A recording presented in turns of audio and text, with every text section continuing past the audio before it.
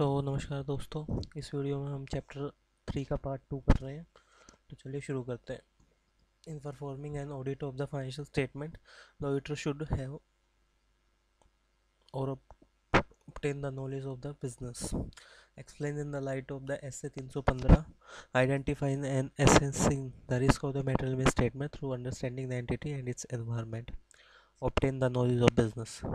The auditor need to obtain a level of the knowledge of the client's business that will enable him to identify the event, transaction, practice that, in his judgment, may have the significant effect on the financial information.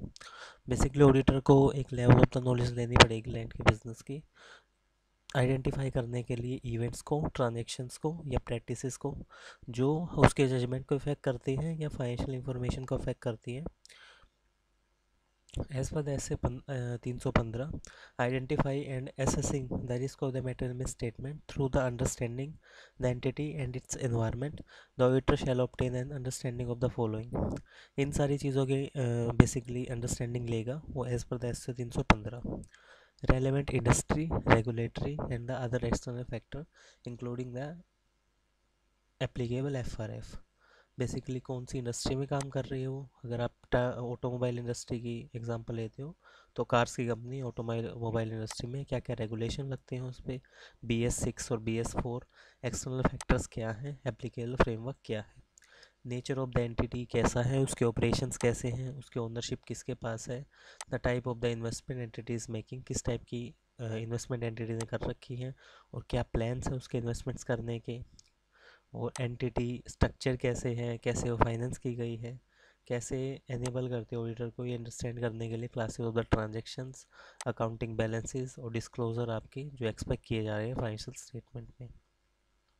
जो entity का selection है और application है accounting policies की, या reason है उसके changes के, वो कैसे काम कर रहे हैं। जो ऑडिटर है वो ये भी इवेलुएट करेगा कि एंटिटीज़ की अकाउंटिंग पॉलिसीज़ हैं वो अप्रोप्रिएट हैं या नहीं बिजनेसेस के लिए, और जो कंसिस्टेंट भी हैं एप्लीकेबल एफआरएफ के साथ। अकाउंटिंग पॉलिसी जो आपकी रेलेवेंट इंडस्ट्री में यूज़ की जा रही हैं। जो एंटिटी का मेन ऑब्जेक्टिव है या स्ट्रेटजी है या बिजनेस का रिस्क है, वो basically risk of the metal statement है या नहीं। ये भी वो मेज़र करेगा कि एंटिटी की जो फाइनेंशियल इंफॉर्मेशन है वो सही से काम कर रही है या नहीं। In addition to the importance of the knowledge of the client business in establishing the overall audit plan, such knowledge help the auditor to identify the area of the special audit consideration. जो client के business की knowledge है overall plan बनाने के साथ साथ ये identify करने में हेल्प करती है area of the special audit consideration को, और ये इवेलुएट करती है जो रीजनेबलनेस है आपकी अकाउंटिंग एस्टिमेट्स की या मैनेजमेंट रिप्रेजेंटेशंस की, और ये जजमेंट में हेल्प करती है उसके रिगार्डिंग लेने में, और जो अप्रोप्रिएटनेस क्या है अकाउंटिंग पॉलिसीज़ की उसको डिस्क्लोज करने में भी हेल्प करती है। Medical Council of the India organized a 3-day international conference of the doctors in Delhi. You are asked to audit the accounts of the conference. Basically medical council है वो एक 3 दिन की इंटरनेशनल कॉन्फ्रेंस ऑर्गेनाइज कर रहे हैं दिल्ली में, और आपको ये बोला गया है कि उसके अकाउंट्स को ऑडिट करो। Draft the audit program for the audit of the receipts of participation fees from delegate to the conference. एक ऑडिट प्लान बनाओ इस चीज़ को चेक करने के लिए जो आपकी पार्टिसिपेशन फ़ीस ली गई है डेलीगेट से वो सही है या नहीं, और मेंशन करो 6 पॉइंट जो इस सिचुएशंस को बेसिकली आइडेंटिफाई करें। So audit of the receipts of the participation fees हमें ये करनी है। The organization of the 3-day international conference of the doctor in Delhi by the medical council of India is a one time event. तो ये एक one time event है। Normally in the view of the mega size of the event the special cell is made in organization to handle the entire event. तो एक special cell बनाया जाता है ऐसे बड़े इवेंट्स में सारे इवेंट्स को हैंडल करने के लिए। Since the few people would be handling the event, internal controls may not be that strong. कुछ ही लोग इस इवेंट्स को हैंडल कर रहे हैं तो इंटरनल कंट्रोल इतने स्ट्रॉन्ग नहीं होंगे। thus the more emphasis is required to given on the substantive procedure। तो ज़्यादा हम ध्यान देंगे सब्सटेंटिव प्रोसीजर्स पर। Audit of the receipt of the participation fees should be under the following areas. जो आपकी पार्टिसिपेशन फीस की रिसिप्ट्स हैं वो इन एरियाज़ के अंदर हम देखेंगे। सबसे पहले है आपका inter control system. Inter control system examine the organisation structure of the special cell created for the international conference. Basically organisation structure देखो आपके स्पेशल सेल का जो इंटरनेशनल कॉन्फ्रेंस में बनाया गया है। डिवीज़न ऑफ द रिस्पॉन्सिबिलिटी देखो किन किन पर्सनस के बीच में बांटी गई है और किन लोगों को कंट्रोल है और कस्टडी है चीज़ों की।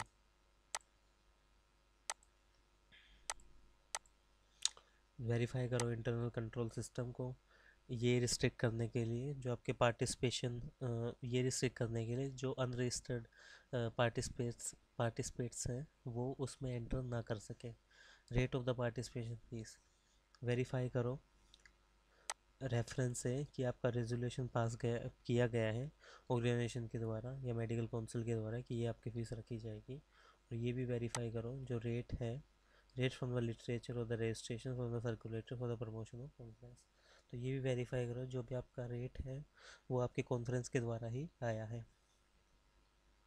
Receipts of the participation fees verify करो आपका काउंटर फॉइल, जो काउंटर फॉइल या रिसिप्ट्स हैं वो इशूड की गई हैं इंडिविजुअल रजिस्ट्रेशन के रिगार्डिंग। और इंश्योर करो जो रिसिप्ट इशू की गई हैं वो सारी बेसिकली अगर आपको कोई कैश में रजिस्ट्रेशन हुआ है इसके उसके अगेंस्ट भी रिसिप्ट इशू हुई है नहीं। Trace the receipt in the bank statement receipt को ट्रेस करो जो बैंक से पेमेंट हुई है। Verify the BRS and list out the dishonour cheque. Verify करो आपके बैंक रिकन्सिलेशन स्टेटमेंट और लिस्ट आउट करो आपकी डिसऑनर चेक्स को कि आपके डिसऑनर चेक कितने लिस्ट आउट हुए हैं। Verify the subsequent recovery in respect of the dishonour check.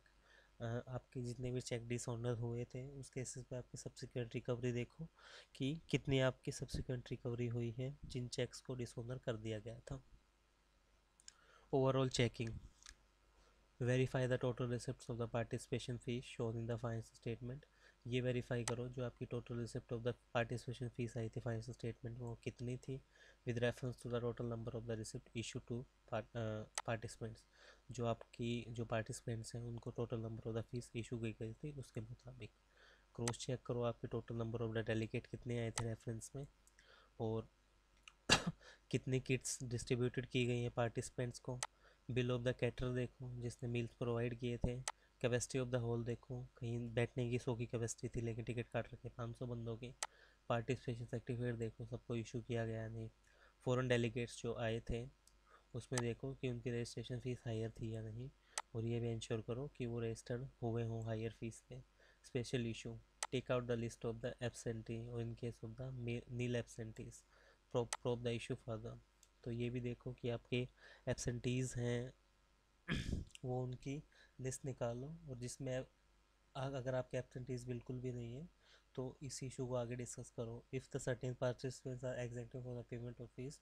अगर आपके कुछ पार्टिसिपेंट्स एग्जेम्प्ट थे पेमेंट ऑफ फीस करने के रिगार्डिंग लाइक उनसे फ़ीस आपको नहीं लेनी थी तो उसकी भी लिस्ट निकालो कि उनकी प्रॉपर ऑथराइजेशन थी उसके रिगार्डिंग या नहीं। Explain the inherent risk with reference to the relevant standard on auditing. Inherent risk is a susceptibility of the accounting balances and the class of transaction to the misstatement that could be material either individually or when aggregated with the misstatement in other balances of the or the assets, assuming that there were no related internal control. Basically inherent risk उस चीज़ को हम बोल देते हैं कि किसी financial statement या किसी दोस्त के रिगार्डिंग मान लेते हैं कि हम कितनी भी कोशिश कर लें ये तो होगा ही हमारा। तो अकाउंटिंग बैलेंसेस में आपने बेसिकली गड़बड़ कर दी या जो आपकी क्लासेस ऑफ द ट्रांजेक्शन्स थी उसमें थोड़ी मिस स्टेटमेंट आ गई। जो आपकी मटेरियल ट्रांजेक्शन्स थी वो इंडिविजुअली या एग्रीगेट बेसिस पे उन्होंने अदर बैलेंसेस में उसको ट्रांजेक्शन्स में डाल दिया या आप ये बोल सकते हैं कि उनके रिगार्डिंग कोई कंट्रोल लगा ही नहीं था तो उसको इनहेरेंट रिस्क हम बोल सकते हैं। As per the S A 330 Audit response to the asset risk. While designing the further audit procedure to be performed, the auditor shall consider the reason for the assessment given to the risk of material misstatement. Auditor ये consider करेगा कि आपका जो assessment किया गया है risk of the material miss statement का बिल्कुल सही है एसर्शन लेवल पे। और जो मिस स्टेटमेंट की गई है आपकी पर्टिकुलर करेक्टरिस्टिक्स की relevant class of the transaction के रिगार्डिंग या अकाउंट बैलेंसेस के रिगार्डिंग वो बिल्कुल सही थी और वो उसके रिगार्डिंग कुछ एविडेंस भी ऑब्टेन करेगा जो उसकी असेसमेंट को जस्टिफाई कर सके। Identify and assess the risk of the material misstatement through the understanding the entity and its environment. For this purpose, auditors shall identify the risk through the process of obtaining an understanding of the entity and the environment. Basically इस process के through auditor क्या करेगा, identify करेगा risk को, और जो process of the obtaining understanding of the entity है environment की, उसको देखेगा कि क्या हो सकती है। जो रेलेवेंट कंट्रोल है रिस्क के रिगार्डिंग, उनको कंसीडर करेगा कि क्लासेस ऑफ ट्रांजेक्शन या अकाउंटिंग बैलेंस में कौन से कंट्रोल हमारे लग सकते हैं। assess the identify risk and evaluate whether they more pervasive to the financial statement। Assess करेगा आइडेंटिफाई रिस्क को, और ये भी इवेलुएट करेगा कि वो परवेसिवली इन फाइनेंशियल स्टेटमेंट से रिलेटेड हो और ये अफेक्ट करते हो काफ़ी सारी असर्शंस को। रिलेट करेगा आइडेंटिफाई रिस्क को कि जो असर्शन लेवल पे रोंग है वो बेसिकली रिलेटिव कंट्रोल के हिसाब से टेस्ट किए जाने चाहिए। कंसिडर करेगा मिस स्टेटमेंट को और possibility of the multiple misstatement देखेगा कि possibility of the multiple misstatement हुई है नहीं, और जो पोटेंशियल मिस स्टेटमेंट हुए मैग्नीट्यूड के रिगार्डिंग उसका रिजल्ट देखेगा क्या इस पर इफेक्ट पड़ा है। Briefly explain the management representation. Management representation basically क्या होती है उसको एक्सप्लेन करो। तो as per the S C 580 written representation deals with the auditor responsibility to obtain the written representation from the management. तो ऑडिटर की रिस्पॉन्सिबिलिटी है कि एक रिटर्न रिप्रेजेंटेशन लो मैनेजमेंट से, वेयर द अप्रोप्रिएट, अगर या दो चार्जेस गवर्नेंस से। Audit evidence is all the information used by auditor in arriving at the conclusion on which audit opinion is based. Audit evidence basically information है जो use की जाती है ऑडिटर के द्वारा एक कंक्लूजन पर पहुंचने के लिए। जो रिटर्न रिप्रेजेंटेशन है नेसेसरी इंफॉर्मेशन है जो ऑडिटर बेसिकली लेता है ऑडिट करने के लिए फाइनेंशियल स्टेटमेंट की, जो बेसिकली आपकी इंक्वायरीज के सिमिलर होती है। जो रिटर्न रिप्रेजेंटेशन है वो एक ऑडिट एविडेंस है जो बेसिकली रिटर्न रिप्रेजेंटेशन इसलिए ले जाती है मैनेजमेंट से कि मैनेजमेंट एग्री है सारे फैक्ट्स पर, और जितने भी ऑडिट हैं वो सही से किए गए या नहीं, और जितने भी उसने बेसिकली एविडेंस वगैरह डिस्क्लोज किए हैं वो बिल्कुल सही है। The knowledge of fact is combined to management और matter responsibly of the attention. Basically knowledge of the fact थी वो मैनेजमेंट को उस चीज़ की है, और जो प्रिंसिपल जो मैंने उसकी इंटेंशन भी सही थी उसको करने के लिए ये एक मैनेजमेंट रिप्रेजेंटेशन देती है। जो एविडेंस थे वो रीजनेबल थे और जो एक्सपेक्टेड थे वो उन लोगों ने अवेलेबल कराए थे। Write a short note on the audit program. An audit program is a detailed plan of the applying the audit procedures in the given circumstances. Audit program क्या आपका डिटेल प्लान है audit procedures को apply करने के लिए given circumstances में, with the instruction for the appropriate technique और appropriate techniques की instructions देने के लिए to be adopted for accomplish the audit objective और audit objectives को accomplish करने के लिए। It is framed keeping with the nature size composition of the business. तो basically nature size and composition of the business को बताता है, जो डिपेंड है उसके इंटरनल कंट्रोल पे, और जो गिवन और जो स्कोप ऑफ द वर्क देते हैं। जो ऑडिट प्रोग्राम है वो सफिशिएंट डिटेल बताते हैं सेट ऑफ द इंस्ट्रक्शंस के बारे में ऑडिट टीम को, और ये भी बताते हैं कि ये कंट्रोल करता है proper execution of the work को। On the basis of the experience while carrying out the audit work, the program may be altered to take care of the situation। तो बेसिस ऑफ द एक्सपीरियंस के basis पे जो programme alter किया जाता है वो इस सिचुएशन को टेक केयर करता है जो हमारी लेफ़्ट आउट की गई है यहाँ पे।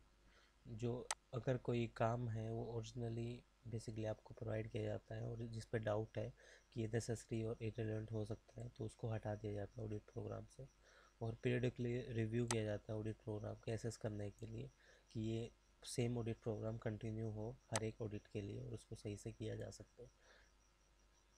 ऑडिट प्रोग्राम बनाते हुए हम ये पॉइंट सारे उसमें रखते हैं। ऑडिट का ऑब्जेक्टिव, ऑडिट का प्रोसीजर्स क्या होगा, क्या क्या चेक करेंगे, कितने टाइम तक चेक करेंगे, एलोकेशन ऑफ द वर्क कितना होगा टीम मेंबर्स के बीच में, और स्पेशल इंस्ट्रक्शन दी जाएगी पास एक्सपीरियंस के बेसिस पे ऑडिटी को।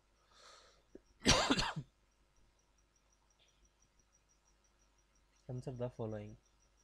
How does an audit programme help to plan और perform an audit. Audit program कैसे हेल्प करता है प्लान और परफॉर्म करने में एक ऑडिट को। Role of the audit programme in the audit plan and performance. Role क्या है ऑडिट प्लान का ऑडिट प्लानिंग और परफॉर्मेंस में। Audit programme is helpful both in planning and performance of the audit. Audit programme list down the areas of the audit, basically areas आपको बताता है कि आपको किस किस एरिया का ऑडिट करना है ऑडिट होने से पहले। टाइमिंग बताता है उसमें कितनी लगेगी, जो कि शेड्यूल बन जाता है ऑडिट प्लान का। ऑडिट असाइनमेंट्स के हिसाब से आपको ये बताता है कि कितना उसमें स्टाफ लगेगा और वो कैसे स्पेसिफाई किया जाएगा, और कितने रिसोर्सेज एलोकेट होंगे फॉर्म में। ये भी स्पेसिफाई करता है कि प्रोसेसेस आपके क्या क्या चेक किए जाएंगे ऑडिट में। और इस if audit work is split into various element of the procedures to be perform act as a guiding chart. अगर आपके ऑडिट वर्क को स्प्लिट कर दिया जाता है कुछ प्रोसीजर्स के बीच में जो हमें परफॉर्म करने हैं, तो ऑडिट प्रोग्राम एक गाइडिंग चार्ट है या चेकलिस्ट है आपकी परफॉर्मेंस ऑफ द ऑडिट की। If the staff in charge of the each work is specified and sign the program, then explain the rest of audit assistant। अगर आपका staff है, basically audit staff को के बीच में काम को बांट दिया जाता है और हर एक बंदे को रिस्पॉन्सिबिलिटी दी जाती है कि उसको ये काम करना है। जो वर्किंग पेपर है ऑडिट स्टाफ के वो भी रिव्यू किए जाते हैं against the audit programme, help a base for the reference for the evaluation of the performance. जो आपका वर्किंग पेपर है ऑडिट स्टाफ के वो भी रिव्यू किया जाता है ऑडिट प्रोग्राम के अकॉर्डिंग, तुम लोगों ने इसके अकॉर्डिंग काम किया है या नहीं, या उस चीज़ को रेफरेंस लिया है या नहीं। It also help in preparing the diary for the performance plan base for billing the client. तो ये इस चीज़ के लिए भी हेल्प करता है कि हम जो अपना टारगेट बनाते हैं कि हमें इतने टारगेट में काम पूरा करना और इतनी मैन पावर बनानी है, तो उसी हिसाब से हम क्लाइंट को बिल भी करते हैं कि इतना हम बिल उनको चार्ज करेंगे। Draft an audit program to the audit the receipt of the cinema theater owned by partnership firm। एक ऑडिट प्रोग्राम बनाओ बेसिकली सिनेमा थिएटर की टिकट्स को की रिसिप्ट्स के लिए जो पार्टनरशिप फर्म ने ओन कर रखी है। सो हमें चेक करनी है किसकी, सिनेमा हॉल की रिसिप्ट्स जो एक पार्टनरशिप फर्म है।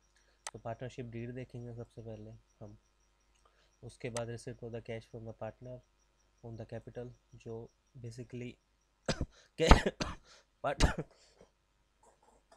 पार्टनर से जितना भी कैश आया है या कैपिटल आई है या जितने भी करंट अकाउंट आए हैं उनको वाउच करेंगे हम, और उनके रिलेटेड टर्म्स देखेंगे, इंटरनल कंट्रोल देखेंगे। जो आपकी सेल ऑफ द टिकट है उनके रिगार्डिंग कैसा है आपका इंटरनल कंट्रोल, ये देखेंगे। जो टिकट है आपके सीरियल नंबर हैं और effective custody of the unissued ticket are in the existent. जो आपकी टिकट थी उसका सही से सीरियल नंबर थी, और जो टिकट इश्यू नहीं की गई उनको सही कस्टडी में रखा गया नहीं। रफ कैश बुक देखेंगे वो कैसे बनाई गई है, उसको रिकनसाइल करेंगे inventory of the ticket book से जो आपकी इशू की गई थी और जो कैश कलेक्टेड हुआ था हर दिन। ये चेक करेंगे जो आपके कैश बैलेंस है और टिकट सेल्स है वो डेली चेक की जाती है यानी इन्वेंटरी में से मैनेजर के द्वारा। ये भी चेक करेंगे जो कलेक्शन है वो बैंक में डेली डाला जाता है यानी, या रेट्स हैं जो हर क्लास के लाइक अलग अलग क्लास के टिकट हैं वो as per the current prices है या नहीं। जो एंटरटेनमेंट टैक्स है वो कलेक्टेड किया जा रहा है और सेपरेटली उसको अकाउंट्स में दिखाया जा रहा है कि गवर्नमेंट्स को पेमेंट करना है वो। ये भी चेक करेंगे जो रिलेशन है amount of the tax collected and the sales वो सही है या नहीं। जो collection from the advertisement and the publicly material है उसको भी चेक किया जाएगा कि एग्रीमेंट के अकॉर्डिंग है या नहीं। जो इनकम फ्रॉम द कैंटीन है, स्टॉल्स है, पार्किंग फैसिलिटी है, उसको भी चेक करेंगे कि ये बेसिकली आपका सही से बुक किया गया है या नहीं, इसमें कोई गलती तो नहीं की गई। जो कैश कलेक्शन है should not be use for meeting the petty cash expenses, वो सेपरेट आपने इम्प्रेस सिस्टम अकाउंट में डाला है या नहीं। जो surprise checking of the cash balance की जाएगी, और कैश कलेक्शन आपका अगर इंश्योर हुआ है तो पॉलिसी आपकी ये देखी जाएगी कि ये सही पॉलिसी से काम कर रहे हैं या नहीं।